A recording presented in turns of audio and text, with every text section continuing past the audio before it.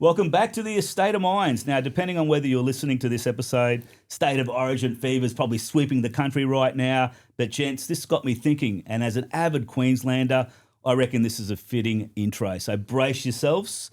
If management rights industry had its own State of Origin team, who would make the side? Well, here's my pick, ladies and gentlemen. Our first guest will be the fullback of the management rights industry. He's always involved in the big plays, setting up opportunities and looking as glamorous as Reece Walsh. Welcome, Alex Cook. Thank you very much for having me, Victor. A pleasure to be here. Next, the bloke who's brokered more deals than most people have had hot pies at Suncorp Stadium. He knows management rights better than ref Alex Klein, dare I say, knows the TAB. Whoops, I probably shouldn't be stating that too soon. But welcome, Nathan Eades, today. Thank you, mate. And rounding off the team, it wouldn't be management rights without him. He's the wise old sage sitting on top of the mountain, and he's probably known to those as Wayne Bennett of the industry. But Mike O'Farrell, you know every trick, every committee dispute, and there's probably a statue somewhere of you around Suncorp Stadium, dare I say, as well. Welcome today. Thanks very much. Thanks for having me. Now, let's put on our game faces today, gentlemen, because I'd like to talk about this unique business model and why management rights has remained one of Australia's most best-kept commercial secrets. So grab a coffee, grab your AirPods, and if you're a Queenslander, make sure you grab that Wally Lewis jersey. Strap in, today's going to be a cracker. Let's get into game face mode. Gentlemen, why is management rights one of the best-kept secrets, Alex? It's an industry that flies under the radar. It's an industry that's quite specific to Queensland. It grew in its infancy in the 1960s, and there's about 4,500 management rights across Australia. 4,000 of those are in Queensland. Yeah. So although the industry does exist in certain formats in other states, it's very Queensland-centric, so a lot of people might not come across it for that reason. It's essentially the business of running strata-owned property. That's what singles management rights out from other sectors. So for most people, a lot of the stakeholders, whether you be an apartment owner or a tenant, you might simply not appreciate that it exists. You know, you pay your levies, and a lot of people don't know there's actually a whole industry and a whole lot of legislation that sits behind the business that operates those strata-titled properties. Yeah. So why is it so well kept, Mike? Look, it's always an interesting question. Why doesn't everybody know about it? When I started way back, nobody knew about management rights. It just wasn't talked about. And then there was a very public splat that went on between a couple of pretty big players, and all of a sudden it hit the front page of the Gold Coast Bulletin. The next thing, people were over the backyard, over the barbecue, you know, talking about management rights. Yep. But then it kind of just went all quiet. It's pretty tightly held, the ownership in management rights. Even though we all know each other in the industry, thankfully it is kept reasonably tight because the industry likes to self-govern itself. We love to think that the people that come in the industry will honour and respect, you know, the groundwork that's been laid. Yeah. So I think, and it's expensive, of course, to get in. Yes. And it requires, really good business acumen. You need to be a good operator. Yes. You need to definitely know how many pies to a bottle of sauce. So I think for those reasons, it remains pretty tightly held and under the radar. Which is good in a way too, Nathan, isn't it? That a lot of people probably don't talk about it as much, but as Mike alluded to, it is a well kind of tight-knit community there. Do you find that as well? Yeah, look, it's very tightly knit, as you said. Look, the day I started selling management rights, I walked into the office for my first day of training, and I actually didn't know what management rights was. We were obviously going to be selling motels and other things. So most people that you meet at the pub, at a barbecue, at golf, they question what management rights is. So, the viewership, I suppose, or the people that are educated in it is quite low. But as Mike said, I think it's really important. The industry does stick by people within the industry. And people that are good at what they do within the industry really do protect it, because you really only get one chance within management rights. You're either a good operator or you're shown the door pretty quickly to some degree. But your reputation counts for everything. And whether that's as a really good caretaker or a really good property manager, it's important. We all protect each other's reputation, because the industry as a whole, is reflected by that. We're talking, Alex, about $1 billion industry, mate. Well, Resort Brokers, 4 years ago, we started doing the Management Rights Report, which is the first industry overview into the industry. So we collate data, all our own sales data and data from all the various valuers. And we've got an in-house property analyst who's used that to come up with some numbers around the industry. And about 8 to 9 billion, we estimate at the moment. Wow. It's an industry valued probably 8 to 9 billion. Probably we estimate employs about 35,000 people. Wow. And I've given you the numbers on the amount of management rights there are. So it's a significant industry. It is. A motel industry, as a comparison, is probably worth sort of 16 to 17 million. And obviously that's a nationwide industry. So it's, half the size of that. So it's a substantial industry. Letting you know, though, disclaimer to those out there, I do read the reports as well. Oh, so, good. I'm glad to hear it. So keep them coming. Good bedtime mate. reading. Yeah, absolutely. And it is a misconception out there, isn't it? And what would be one of the biggest misconceptions you see in management rights? That it's easy.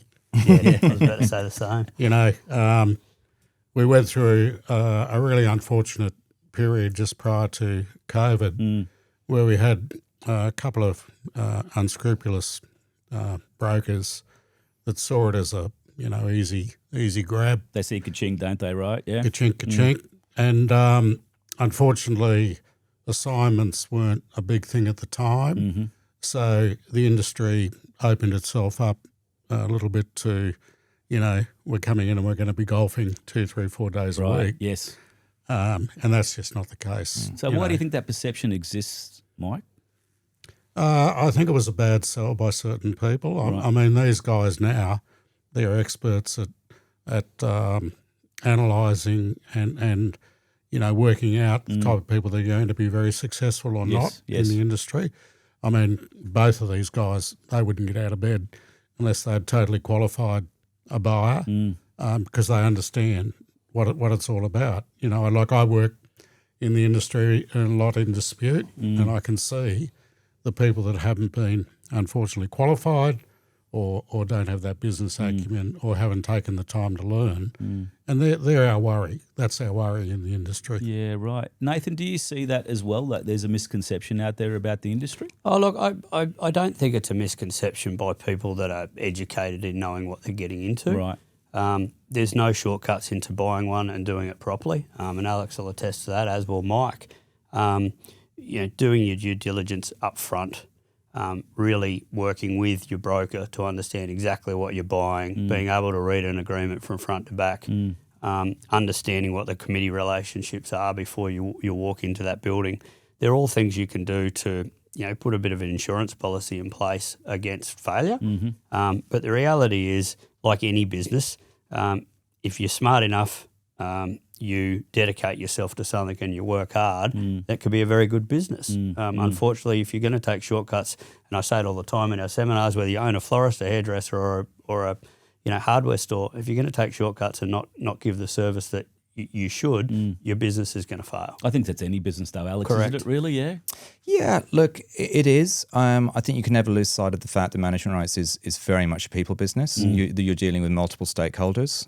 You need that personal touch to the business. As Mike rightly says, you need a very good business acumen, but you need those people skills as well. They're absolutely critical. You're always going to be dealing with a lot of personalities, people with different interests, and the ability to get along with everyone and balance those is a really fundamental part of the business. Have you ever looked at a client and said, this is not for you?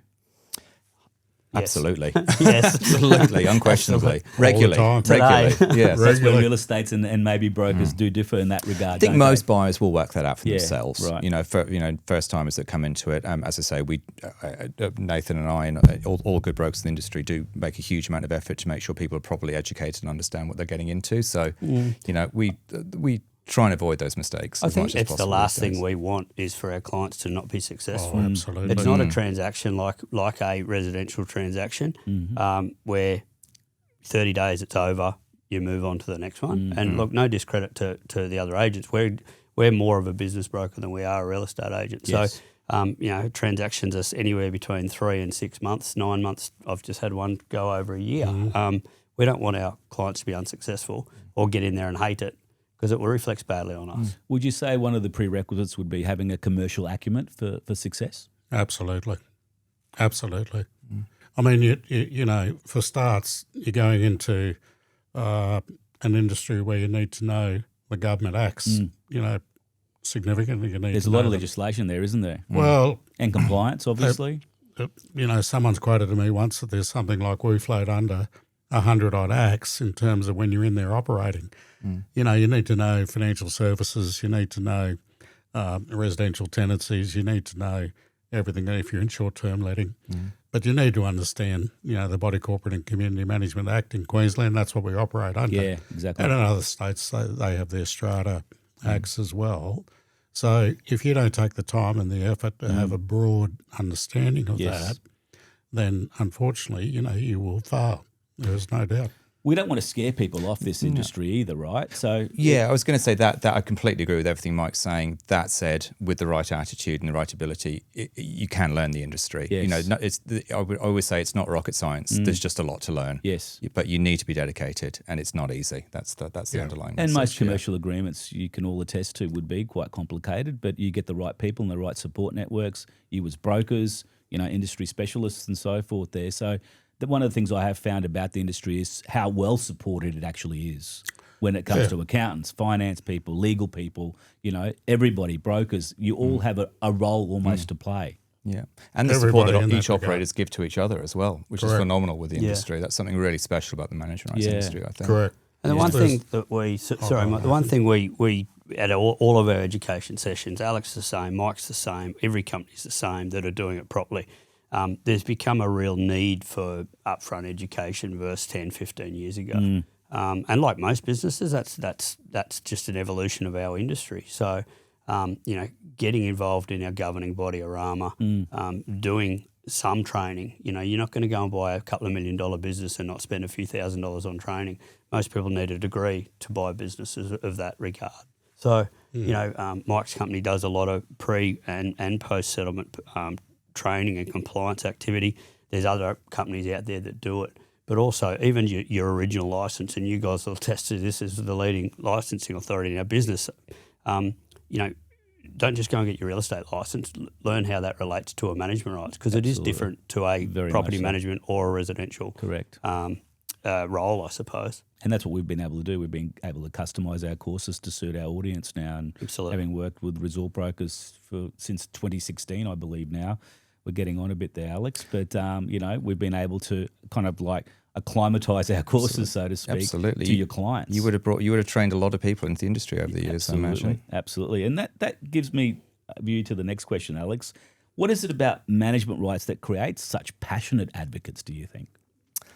That's a good question. I think it probably stems back to what I was saying before, that it is very much a people business. You're managing multiple stakeholders, those being your tenants, your unit owners, guests if you're running a short-term management rights, committees, strata managers. You're dealing with people's lives. You're dealing with, for investors, you're dealing with their savings. For tenants, you're dealing with their day-to-day.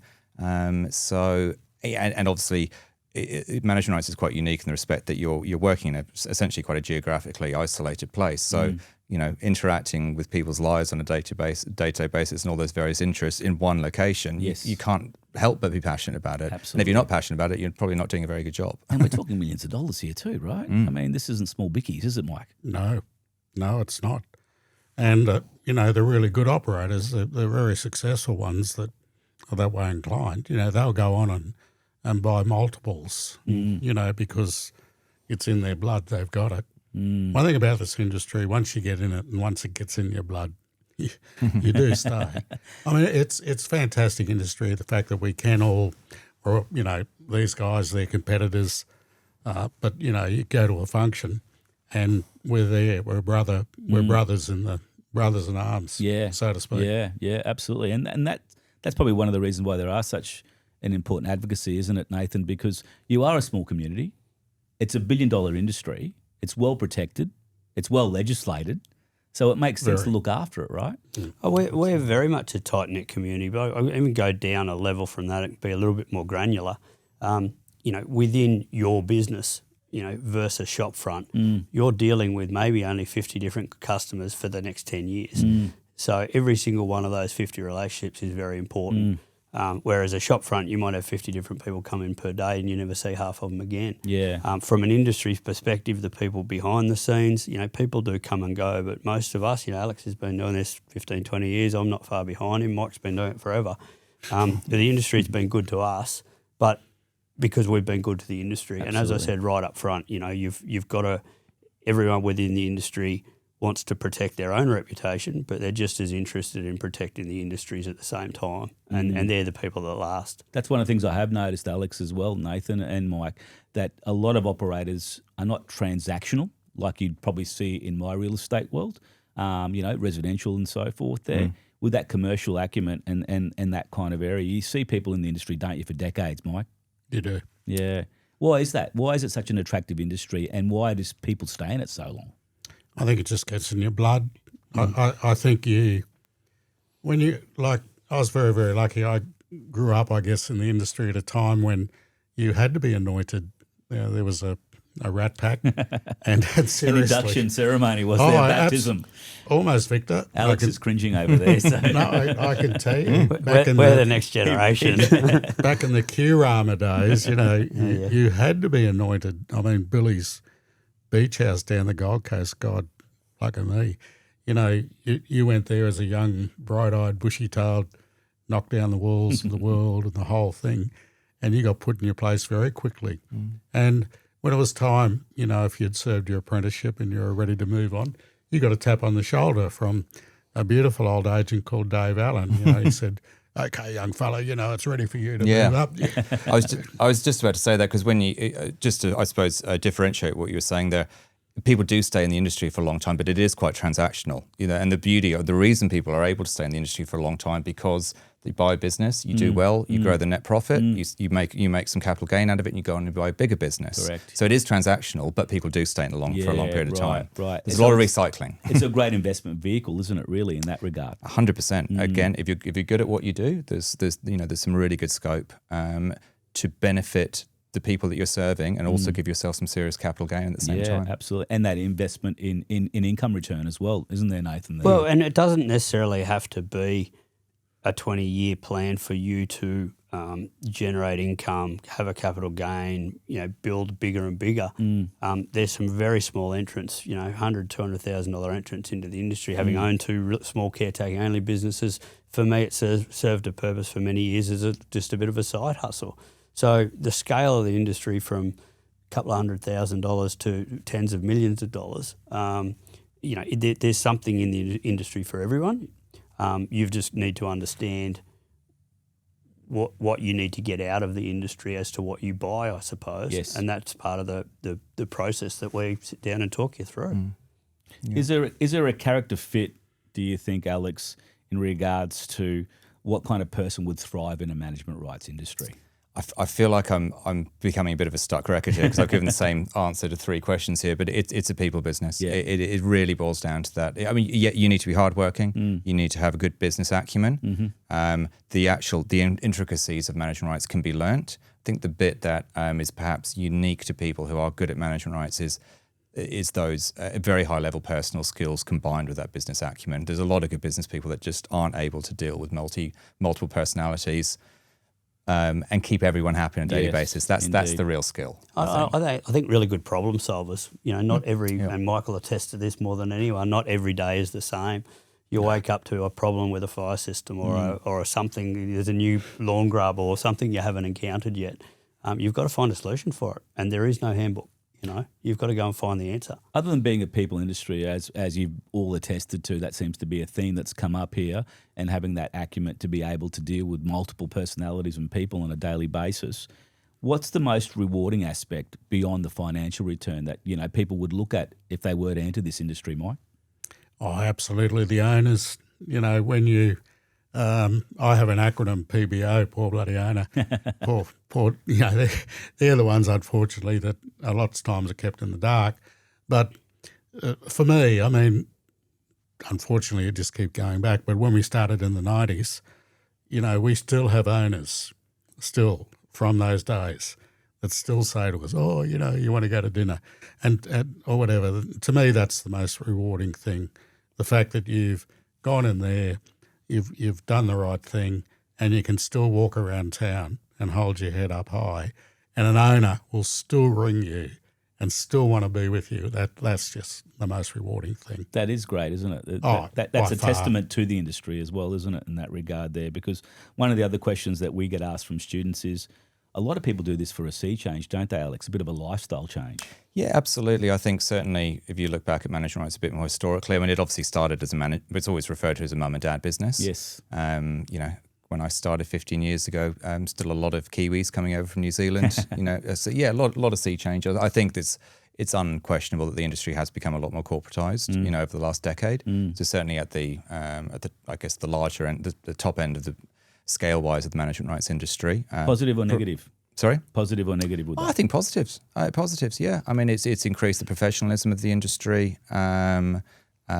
It's part and parcel of the fact that bigger developments are being made as well. Correct. You've got to bear that in mind. Yes. There's strata developments with a lot more units in them, which generate a lot more money, require a lot more operation, and therefore, naturally work towards that corporate model a bit better. But look, management rights operators differentiate themselves across the scale of of properties, and there's at the end of the day, complexes with 30 to 50 units are going to be much better operated by mum and dads.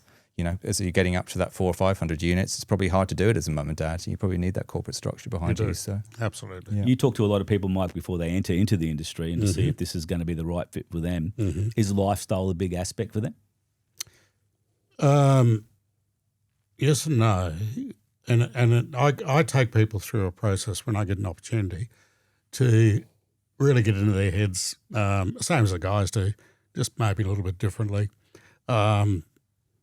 Short-term, long-term versus high-rise, low-rise, coast, city, whatever. Yes. And then, but you really want to find out what the goal is, how long we want to be in the industry, do we want to grow, all that sort of thing.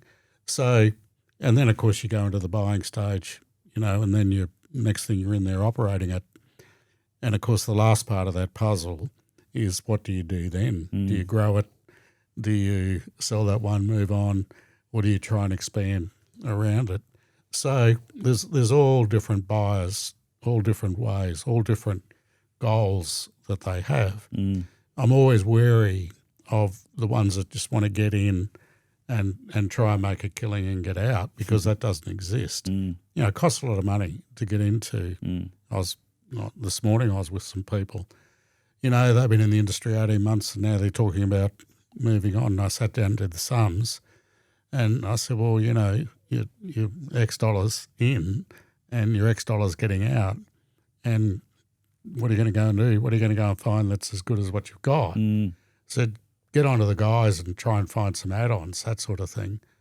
So I think that's, if you're a mum and dad style operator and you're running that 40 or 50, and I think you've got that ability to multitask, so to speak, then you're really well positioned to pick up those smaller schemes around you and value add to your business. I see a lot of that now. Do you think, Nathan, that there is, Mike just alluded to a bit of a lifespan, would those businesses, is there a lifespan there?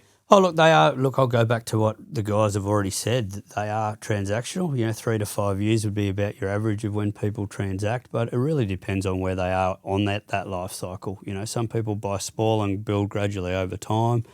Some people are looking to scale back their workload as they get a bit older, but still want to be involved in the industry. And really easy way, they see to transition into retirement is to do, a few hours a week caretaking and have a few property management. So they can scale that up themselves. I don't think there's a life cycle or a set amount of years that people can last. It really depends on people where they're at in their life cycle, but also, what they're trying to achieve as their next step. And as Mike alluded to, whether that's an add-on or growing or scaling back. You don't see a huge amount of people get in and leave the industry completely after 18 months. It's pretty rare. When we talk about lifespan, is there a demographic, Alex? I think it's becoming less and less so. I think it was definitely, again, when I started 15 years ago, I think it was the typical demographic would be a pathway to retirement. Right. So I'd probably say 50 to 60 would be a real typical bracket for people to get into it. But, there's people staying it a lot longer, and there's some really sharp younger people getting into the industry as well. So, as I say, as not mum and dad, more historic side, certainly a pathway into retirement. But, as the industry has scaled and become more sophisticated, all sorts of people. Any age group could be successful in the industry. I truly believe. One thing I think and more as we go further and further, is that it takes just as much to run a 40 or a 50 lot as it does to take 150, 200. So to me, economy, comes with volume. So my biggest thing I'm saying to people these days, don't get in and expect that 20, 30, 40 lotter to be the be-all and the end-all. Get in there with the absolute attitude. If you're going to start at that level, then get in there with the attitude that you are going to acquire other product around you. You need to grow it, because... So you're saying if I go 40 or 50, buy it off 150? I'm saying go max. Yeah.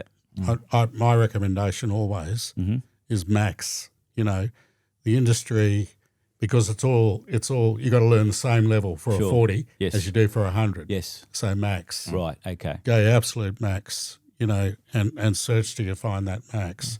And if you're in that category where you can only afford that 40 or 50, then make sure it's in an area where you do have that possibility that once you get your runs up on the board, yes, that you can expand. Right. I would never recommend anyone to come into the industry and just to sit at that particular level these days. So Nathan, go big or go home? Oh, look, I think your entry and exit costs are another factor there as well. Well, that's why I'm saying it, because, when I got the industry, it was like 3% was about the number that you worked on to get in. I tell people now, I don't know what the guys say, but I'm saying 7. Right, Yep. really? Yeah. I'm saying 7. So Predominantly stamp duty, unfortunately. Yeah, but exactly. The other costs have gone up as well. you're buying $1 million business. Yes. You're 70 grand in for a start. Yeah, right. And also, Victor, you got to factor in, it, as Nathan said, it could take 3, 6, 9, 12 months to settle. Correct. You may not be, employed in that time. You got Right. to fund yourself. So you've got to take all these considerations into account, right? Yeah. So max, go max. Yeah. Right. And it's, the good brokers in the industry will always ask you when you're purchasing what's your exit strategy. And it's a question that, most buyers have never thought of. Yeah. What is your plan? Yes. Are you just buying one and holding, or are Yeah. you buying to grow? Are you Right. trying to scale down all the things we've already spoke about? But you need to think about your exit strategy, and you do that with any other business, as I keep saying. It's interesting that most people don't have a plan in that regard. It's probably also worth bearing in mind when you're talking about how long people can stay in the industry and the sustainability. As people scale, as businesses become bigger, but as the profits grow, they become more able to support staff. So if you're running small businesses, there's really an assumption that the mum and dad are running the entire business themselves. Yeah, right. Obviously, as that business gets bigger, you're increasingly hiring gardeners and hiring cleaners and even hiring receptionists. Yes. And even to the extent that, if the business is big enough and a lot of operators might opt to step back, oversee it, and maybe only work a day or two a week. So that obviously increases the sustainability of people staying in it for a long period of time. Of course. Yeah, because you have that natural burnout. I know the first one Sue and I did. We worked 7 days a week. We did all that. And we're 18 months in, and someone said to us, "Have you guys ever had a break?" And we said, "Oh no, we can't. We can't have a break." Well, guess what? When we had our first break, we crashed. We were sick for 2 weeks. That's one of the things I noticed at the seminars. You guys alluded to the fact that You gotta have in a your break. contingency contracts, you are putting in that there's a 4-week a year kind of like mandatory time off and so forth there. So you're really watching out for the owners, aren't you, Nathan? Yeah, look, there's another element there that you brushed on before, that the industry looks after each other. It's fairly standard 4 weeks, leave permitted in most agreements. Again, if someone's doing a good job, most of the time their body corporate don't care how often they're not there if the job's getting done. But also aligning yourself with managers down the road that you help them and they help you in those times, and having relief staff that you can absolutely truly trust. And looking out for each other is always the best way to go. Yeah, sure. And it's generally a cheaper way to do it as well. There's a good community of relief managers out there these days. There There's people is. that do that as a career. That's wonderful to see that it's so well supported, isn't it? Yeah. Absolutely. Look, I preach a thing called 10 Commandments, and I can tell you commandment number 8 is you got to have a break. If you don't have a break, then that's it. And if you're in a business and you're saying, "Oh no, I can't afford a break," then sorry, you're not a good operator and you shouldn't be in it. You got to have that. You got to get away. The money conversation, gentlemen. Let's talk numbers. Why do investors find management rights so attractive, Nathan? Oh, look, I will always go back to anything related to the financials of a management right is the security. And that's purely based on, and I'm sure these guys will absolutely back me up on this, that generally speaking, around half your income is underpinned by a body corporate salary. Indeed. To mow the lawns, do the pools, whatever the duties are in your agreements. Yes. And one of the great finance brokers of our industry on the first week that I started taught me that it's a really hard business to stuff up, because if you do lose your whole entire letting pool, you've still got your caretaking business. So from a financial perspective, that's a key point, but also from a lending perspective, that's definitely a key point as well. A lot more security from the banks, particularly if there's a manager's lot and there is bricks and mortar involved, but having your whole land underpinned by a caretaking salary that's paid monthly, regardless of what happens in the rest of your business, makes it a very strong investment. From the amateurs looking in, Alex, sounds like a great business, doesn't it? Absolutely. It's hard, as Nathan said, when you look at the fundamental, commercial mechanics behind a business. It's if you're interested in owning a business, it's hard to say no. They're very well supported by banks. One of the few businesses that banks continue to lend 70% on throughout the GFC. Wow. Again, backed up by the fact that you've got that guaranteed body corporate salary, but also there's a lot of legislation behind them. It's also a shared risk model, differentiated from motels where you have to pay a rent every month. With management rights, your income stream is your body corporate salary, which is fixed, and a percentage of the letting income, because that can go up and down, but you can never lose money. Yes. That's a fair way of putting it. I mean, the only thing that really affects management rights is when interest rates go crazy, when your repayments, if you've over leveraged, and your business comes back a little bit, but that's not something that's really been a problem for 20 years now, I would have thought. So, Mike, relatively recession proof, would you say management rights is? Well, it's proven to be. And I mean, look what's happened with us in relation to real estate. And look, it's true that we've had incomes affected in terms of some drop in letting pools, but if you look right into that and say you've got a short-term letting business, you might drop 1 or 2 in your letting pool, but your occupancy and return goes up. And most good operators these days work on a bundling situation, which means that if your occupancies are up and your ADR's up, well then income follows accordingly. But as both the boys said, the fact that you've got that underlying caretaking salary is enormous. And Yes. the biggest thing, I'll keep pounding on about it, of course, is that the body corporate, that's your client. Yes. And your caretaking salary is directly attributable to how you look after your client. Yeah. And this is why you also see in the industry, and the guys would be seeing it as much as, I'm working on it as much as I can. The older style agreements, you want to update them, you want to bring them into this century. Bodies corporate want to dot I's and cross T's way more these days.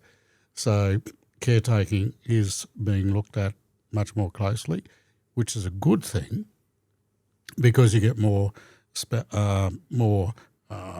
quality about an agreement, and generally speaking, you have a time and motion study that goes with that, which could mean an increase in salary. So, and I think those things also, contribute to the fact that it is pretty recession-proof. Nathan, I know that some operators operate like agents too, can't they? So they can, buy and sell and do all that kind of stuff within the complex. Are we seeing more caretakers going down that stream? I wouldn't say there'd be a high propensity to do it. I would suggest that the savvy owners that treat it as a business and looking for areas to grow would absolutely look at selling. There's units being sold in your complex every day, so why would you lose income to the guys down the road? Yes. You've got better access to owners, you've got better access to investors, better access to tenants than what any real estate agent with a shop front down the road has. For me, it's a no-brainer. Why would you not sell? Some interesting side points there, and again, Alex will support me on this, but that selling income isn't included in your financials when you do go to sell. Right. So it doesn't have a multiplier applied to it as part of your sale price. Okay. but it is very much incremental income and little bonuses throughout the year. If you're selling, 5, 10, 20 apartments in your complex a year, that alone passive becomes income, a isn't it? significant income. Yeah. And you're on site 7 days a week, 5 days a week Yeah. anyway. It's probably worth bearing in mind that there's two benefits from selling units within the complex. You obviously benefit from earning additional income through commission, but you've obviously got a vested interest in trying to get those units sold to investors to either protect your letting pool or grow your letting pool. You've obviously got obviously you've got to act in the best interest of the owners, but if you've got the ability to sell to investor, you're going to push in that direction. That's a double win for the owner. It is. Absolutely. You mentioned before, Alex, that banks are willing to lend significant amounts against management rights businesses. Why do you think that is the case? Again, sort of ties in with what we said. The banks deem them as being very secure businesses. You're the first to be paid by the body corporate every month with that body corporate salary. One thing we didn't touch upon is the fact that there is inherent growth with management rights businesses. Right, yes. The body corporate salary is CPI linked. As agreements vary, sometimes it's CPI 3%, whatever the greater, whatever the smaller, whatever. But the salaries do go up each year. Right. Your letting pool, obviously, your commission on that goes up with ADRs or occupancies with short-term management rights, or with permanent management rights as rents go up. So with a lot of permanent management rights recently, although letting pools have gone down, rents have gone through the roof. Yes. So you're actually seeing businesses increase in value, even though they're losing the letting pool. But essentially, as long as you can get along with the committee and maintain the 10-year review agreements, top up those agreements, and as long as you can maintain the size of your letting pool, it will grow in profitability. Which means you're increasing your equity position, and it means eventually you'll get to a point where you cover those in and outs. Right. Yeah. That makes sense, doesn't it, Nathan, that banks would value that, wouldn't they, as a business proposal, and you set up, obviously, there's at those initial stages when you go to the bank for finance, I dare say they'd be after business plans and so forth, wouldn't they? Yeah, look, as part of any consent process, and Mike brushed on the word assignment before, so you're buying a caretaking and a letting agreement, and when you purchase that off a different entity, there is a requirement to get the body corporate to consent to assign those agreements to the new party, and that's you as the purchaser. And part of that is not only for your finance, your finance approval, but there's resumes, references, police checks, generally a business plan, evidence of financial standing. All of these things are required by the committee and the body corporate strata company before they'll consider that assignment. Now, it must be said that that process has become a lot more rigorous over the last, say, 5 or 10 years, Mike, and you're heavily involved in that. Absolutely. But there's still a general rule around the place that, it can't be unreasonably withheld. So, again, working with a strong agent, they'll have you prepped up for that before you even start making offers. But to go back to your original question on finance, look, one of the reasons, and we haven't said it enough today, but highly recommend in any transaction of any kind using industry specialists.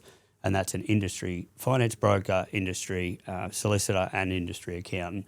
And one of the big reasons for that is they will streamline that process with the banks for you. Yes. And they'll help you set up all your business plans and get you prepped up ready for one, consent and your finance approval. And that puts you in good stead for the whole transaction. They tend to be specialists, don't they? Yeah. They do. And look, the comment I always make and I'll continue to make is, you don't realise you're making mistakes until you go to sell. Where the amount of times that Alex and I would have heard this, well, hang on, that wasn't an issue when I purchased. Well, it was. You just didn't use the right people, and it ends up costing people money when they go to exit, right. And that's not fair. So you'll hear us as brokers, anyone within the industry, bark on constantly about using industry specialists. But we do it for a reason. We don't get paid for that. We just do it to safeguard the transaction. We don't get paid unless it settles. But also we want to ensure our clients don't make those mistakes that end up costing them money on the way out. Well, it's best practice, isn't it, Mike, at the end of the day? Oh, look, in fact, I'm sure the guys would have it on their offer and acceptance correspondence that most sellers these days wouldn't entertain signing or countersigning an offer and acceptance unless that specifically said the buyer was going to deal with industry specialists. And that goes back to what we were saying about how tight and how small the industry is. And even to the extent where we know the good lawyers and we know the good accountants. Yes, of course. And we know the people that, know their business. Trusted sources, right? Yeah. It's probably worth looking at that from a slightly different angle as well. As Nathan's absolutely right, you've got to use specialists to make sure the transaction goes through and to make sure you're investing your money wisely.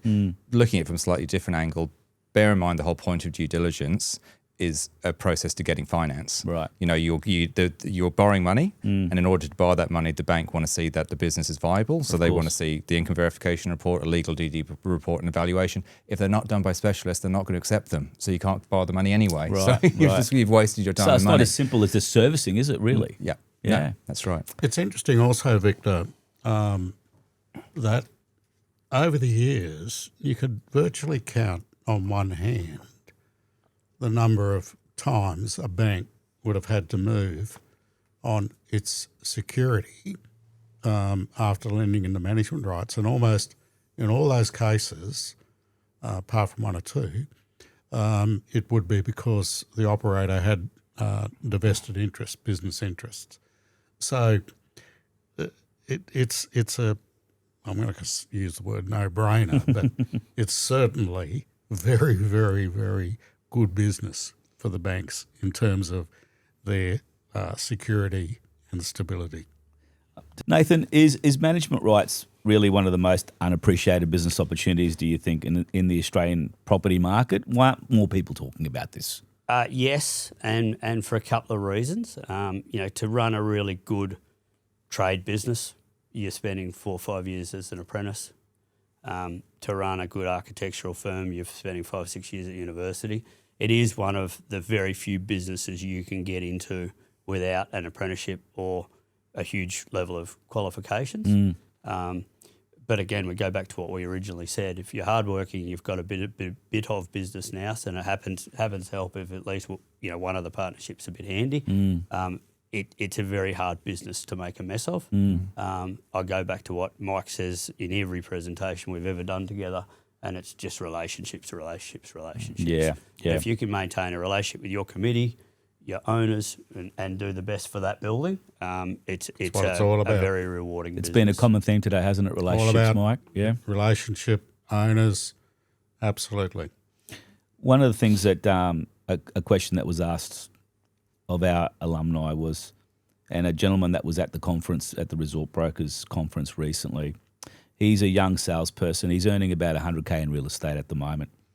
And he said to me, should I look at management rights as possibly, a business opportunity? And I really didn't know the answer to this question, Alex. To be an agent within the industry or to buy a management rights business? To be an agent and maybe, let's look at it from both perspectives. Yeah. Broker Yep.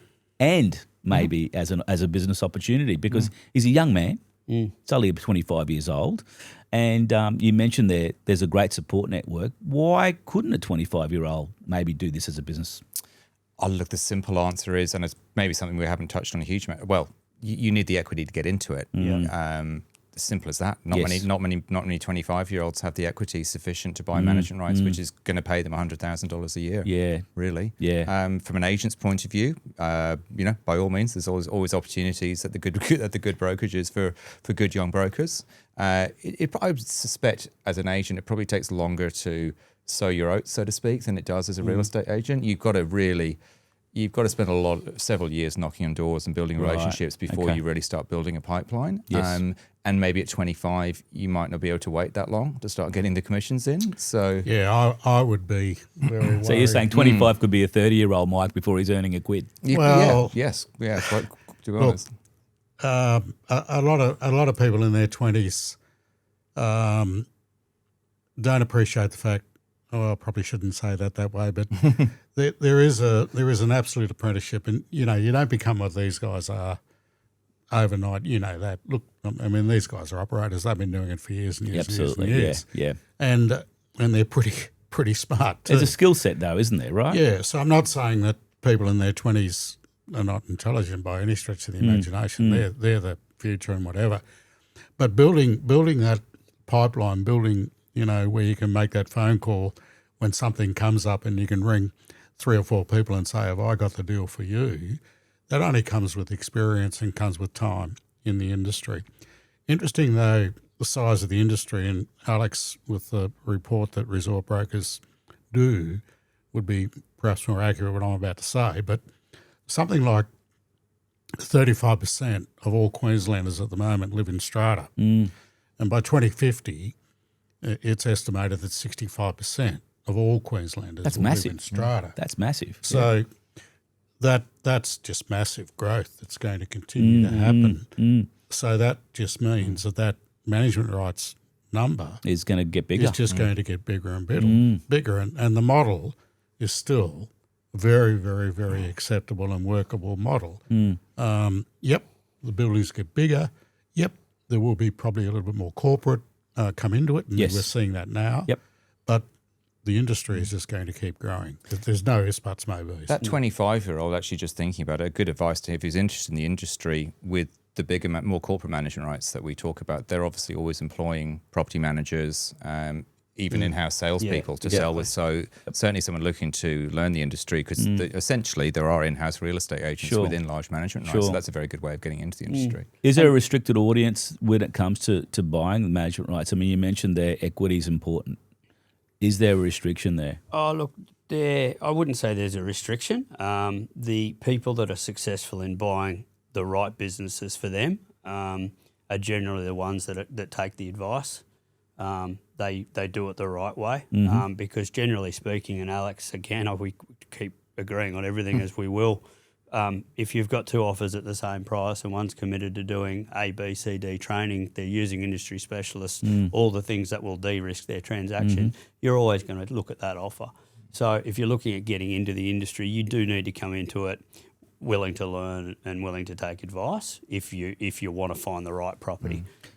You'll always find something down the road that there could be some hidden problems there, and you might be successful in buying it. Yes. But if you really want to be successful, come in, not being the smartest guy in the room will sometimes be the best thing you've ever done. And there is an element, as Michael alluded to earlier, there is an element of working your way up through as an operator, there's an element of working yourself up through the industry in the scale of properties. Like as Nathan will agree with me, the really glitzy, high-end, large netting management rights, which are, sell to corporates and established operators, they don't go to market. We'll market them off market. And as Mike says, you call the key people. You can do some pretty hard negotiation off market. You're still looking to create competition, drive those prices. But as a newcomer to the industry, you're not going to come across those opportunities. Very true. No. Very true. I suppose the only other thing I'll add to that, Victor, is if there's someone that is a little bit younger, or they've come straight fresh from Validum, having done their real estate course.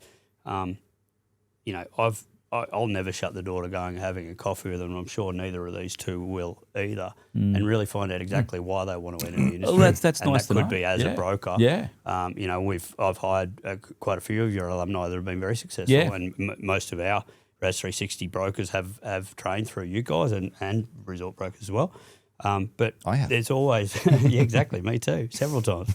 I didn't get it right the first time. Famous to love lie, ladies and gentlemen. But Mike is yet to be on that journey. Yeah. but there's an opportunity, find the right people that you connect with within the industry, and there's 1,000 of us that will sit down and take you on that journey and help you on your journey, and that's what's good about the industry is we're all in it.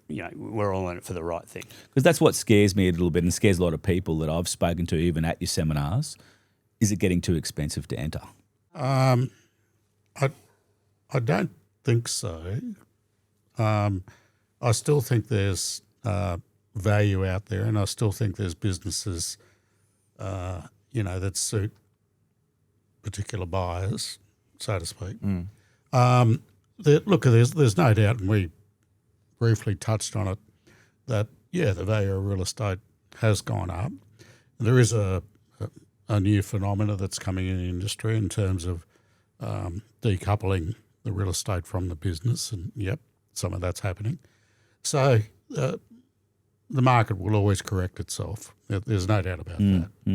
Because that's where I think that traditionally a lot of, I know principals, and being an ex-principal myself of an agency, I think personally, if I knew this management rights concept maybe existed, I would have been tossing up maybe either being a principal licensee or maybe a management rights business, Alex. I mean, is that something that, yourself maybe tossed up at some point?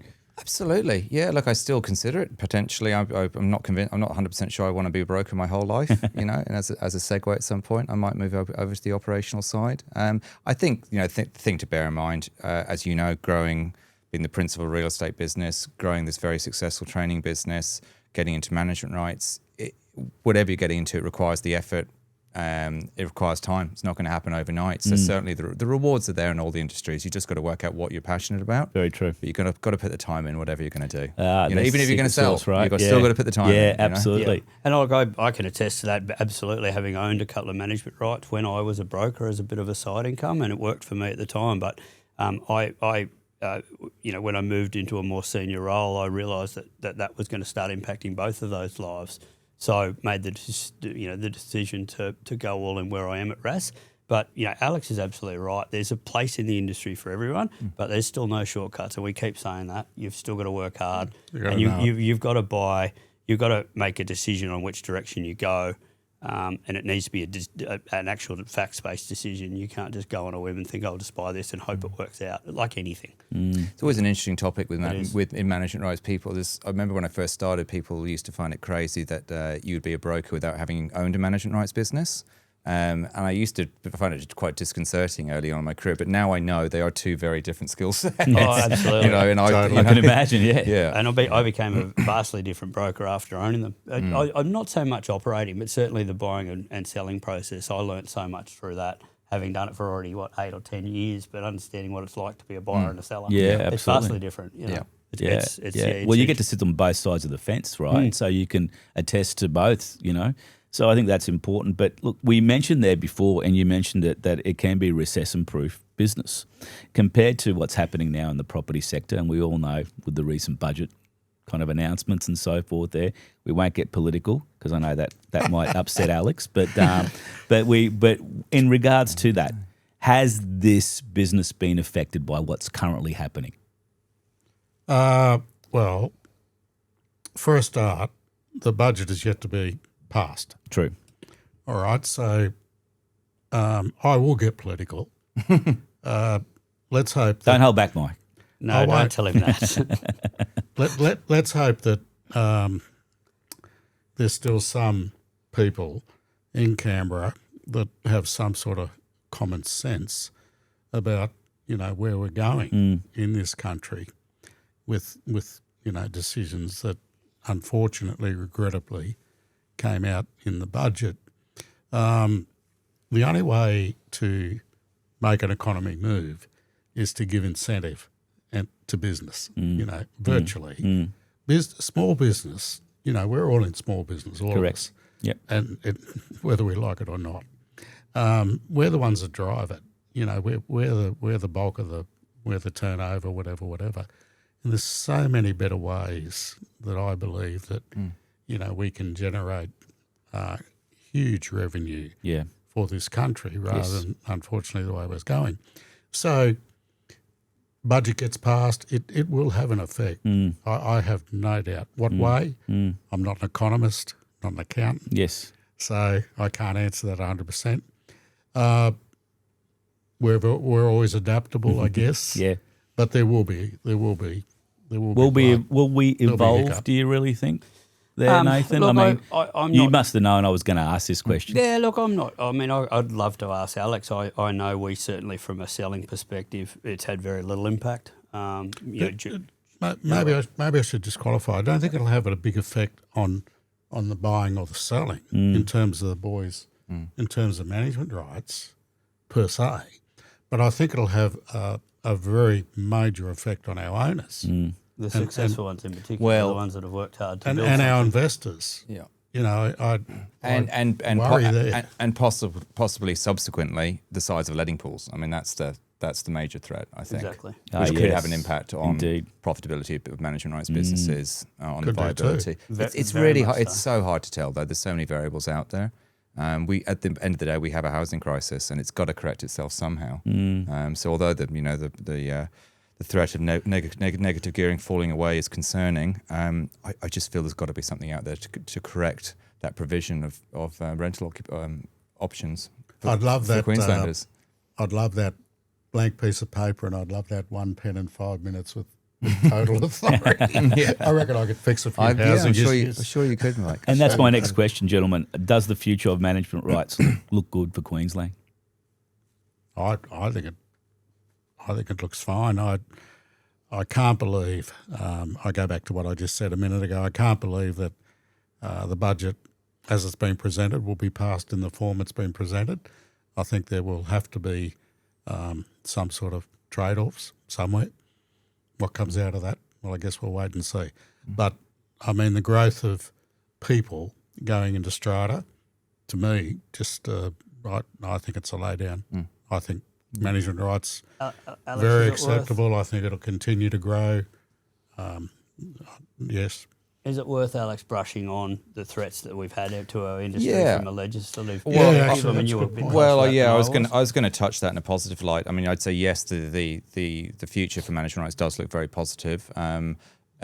Largely due to we've obviously got very robust legislation which sits behind the management rights industry in Queensland.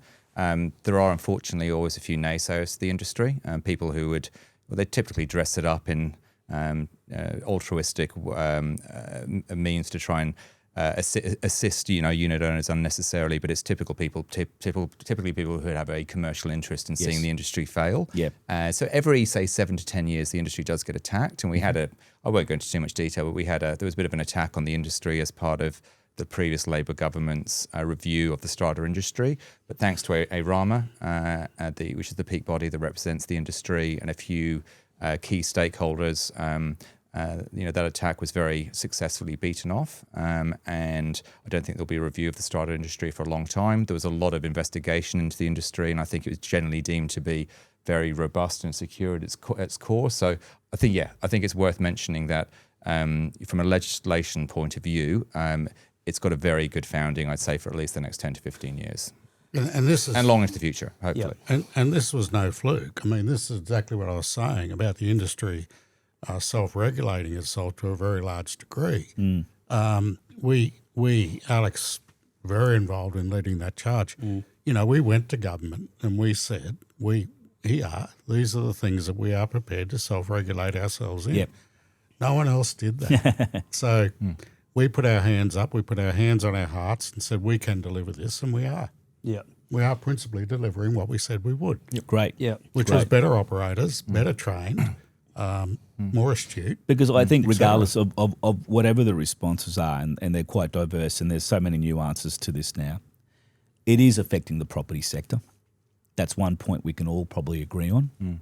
How it's going to is probably yet to be determined. But there seems to be a lot of positivity about this industry, and why more people don't know more about it really dumbfounds me sometimes. And that's one of the reasons why I wanted to get you guys as key stakeholders in the Queensland industry and nationally in regards to what you guys do. More people speaking about it, I think, is a great thing for the industry. More people advocating for it, and the support that we're seeing is well received. I've seen the people at the seminars. They're very enthusiastic. They're very business minded, but also they're very enthusiastic about this being a really good income return, a great industry to be involved with, and something that defines maybe something a bit more recession proof than some of the property sector is renowned for. Absolutely. They're certainly very engaged, aren't they? They are. They are. There's a lot of great advocates for it, indeed. They're very listening. All right. We're going to go into our final section now. I know you've all been waiting for this. And Worked out. and we'll start with Nathan. If you had 60 seconds in an elevator with me to convince me about the industry, what would you say to me? I think it's an opportunity for your regular Joe Blow to own their own business and have some control over their life. And quite frankly, you don't need to be a rocket scientist. If you've got half a brain about you and you're willing to work hard, you can make this work. Very relationship driven, particularly if you can have a laugh with your committee and develop those relationships with people that's in your scheme. It is a very secure investment. Best management rights location in Australia, Nathan? Most would probably say somewhere close to the beach or Noosa. Unfortunately, we don't have too many stratas out on a farm where I'd like to be, but probably anywhere on a fairway of a golf course. I think Mike and I would agree with that. Regional's good. Regional's underrated. Yeah, regional is underrated. Yeah, but I mean, the coasts are always popular, particularly from a lifestyle perspective. Of course, yeah. the one thing I will say about that is a lot of people want to live in and run management rights in blue chip locations, but don't forget it is a property management business. So some of the lower socio-economic areas are very much good for the model. Yeah. What's one thing every broker secretly wishes buyers knew, Nathan? That using industry experts isn't us trying to feed our friends. It's we're genuinely doing it for the interests of, one, those individuals trying to purchase, but the industry as a whole. Enough said on that. Alex, Yes. I'm in the elevator with you, mate, and we're talking management rights, 60 seconds. What would you tell me? Look, I would say the one thing we haven't touched upon today, and I always say about management rights, it's not a perfect model, but it is by far the best model for operating strata title property. We can talk about the virtues of it, from a caretaking point of view, having someone on site every day rather than someone popping out, 2 or 3 times a week. Mm-hmm. We can talk about from a letting perspective, having someone who's only letting within that building, so they're dedicated to that building, someone who lives there, who's got a vested interest in it, someone who knows everyone. But just remember, in other states where it's not so prevalent, the alternative is nowhere near as good. The alternative is having a facilities management company who's on a 3-year contract, who comes in once or twice a week to do your cleaning. And from a letting point of view, probably having the sales agents who've sold those units, so multiple agents coming in doing the letting. So there's no continuity, there's no one looking after the long-term viability of that building. It's not perfect, but trust me, it's the best way of running strata title properties. Yeah. What's the most overused phrase in management rights, Alex? I think Mike touched upon it earlier. Lifestyle. Yep. People talk about lifestyle a lot, and certainly going back 15 years ago, I think a lot of businesses were sold on that lifestyle basis. It's if you buy a business for lifestyle, you're not going to be very successful. As you get more successful, you can structure your business in such a means that you do have time off, but you're buying a business, you're not buying a lifestyle. And finally, if management rights was a movie title, what would it be, Alex? Don't say Jaws. This is a bit abstract. This is an abstract answer, but I'm going to say Back to the Future. Oh. I'm going to say Back to the Future because One of my favourites. it is the future, as Mike touched upon. The amount of people living in strata title accommodation is going to grow exponentially over the coming years. It's the best way to run strata title property, and I see it as something that can roll out more successfully over the whole of Australia and the whole of the world. Really, I think it's the way of managing communities moving forward. But historically, it is rooted in a cottage industry. It's rooted in a people business. It's rooted in a mum and dad business. So. Yeah, you got to look back. You got to look backwards to look forwards. I won't say which part, 1, 2, or 3. Loved they them were all. all awesome. Loved them all. We won't be biased there. Mike, 60 seconds in my elevator. Convince me why I should be in management rights. Well, I couldn't do it in 60 seconds. It would take a lot longer. 60 minutes. No. Look, it's in all of us. If you're an Aussie person or a New Zealander, actually, even more so, you've got that want to run something, to be your own boss, so to speak. So I couldn't think of any better industry that's affordable to get into at a level that can give you the satisfaction and the return on investment that management rights can. And provided you follow the bouncing ball, I mentioned my 10 commandments, so to speak, then, you will be very successful. And you've also got the ability to grow the business. You can grow. You can pick up properties around you, et cetera, or you can make that transitional move and move on to bigger and better. So I think all of us deep down want to run our own thing. So I think management rights gives us that opportunity. What's the weirdest complaint you've ever heard? Well, once I had to ask him this question because I know he's the man of all the stories, so I had to ask him this We're question. talking about management rights still. We are. Not on a Friday night. Oh, my goodness, I could write a book. The weirdest complaint. I will tell you one. Give me one story. Come on, one story. One story? One of the better ones. Well, I got to be a little bit careful because it's probably on the edge. But I remember when we first got in the industry, we used to have a lot of we took over a building from the worst manager ever.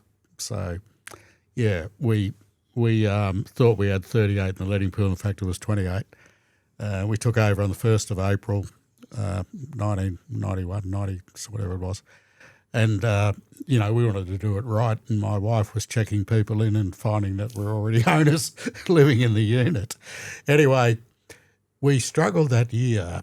And on the Gold Coast at the time, if you got 50% occupancy in a May, you were doing very, very well. So the previous manager used to book a lot of long-term people in over that particular time, and they used to come from Victoria and Tasmania and whatever.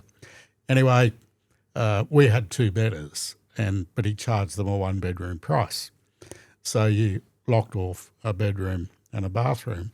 And this particular guest arrived, been coming there forever, and wanted the whole thing opened up. And, I stood on my digs and said, no, sorry, you've paid for a 1-bedder and that's it.